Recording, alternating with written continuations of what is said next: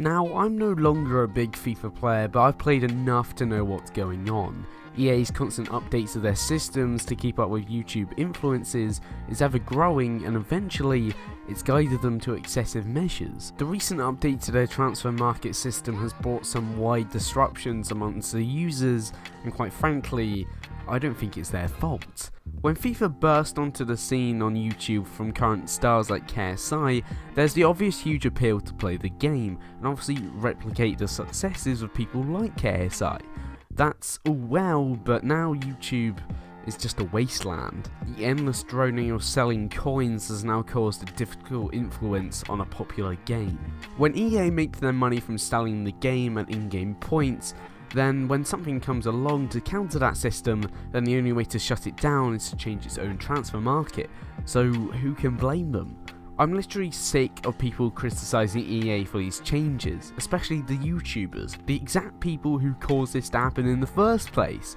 If a company is facing loads of monetary and in-game bypass issues, then the only way is to shut it down. YouTubers are just so naive and pathetic to think that they would just allow this.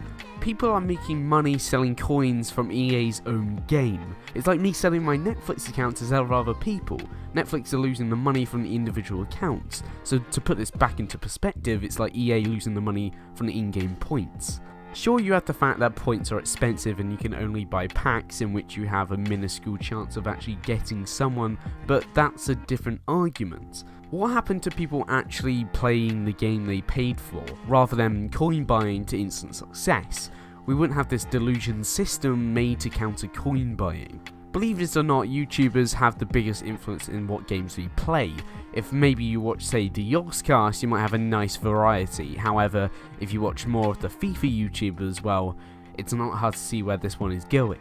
What I'm trying to say is that if YouTubers influence what we play, then what they do with that game will influence ourselves. So when flagship uploaders like KSI criticise EA and make people buy coins, it gives EA a big problem to deal with. And I'll say it again, it's purely hilarious seeing KSI speak to his viewers about the changes to FIFA when he himself is the sole reason as to why they changed it. Needless to say, they've ruined their own game, from which I think they've been spoilt on for a while.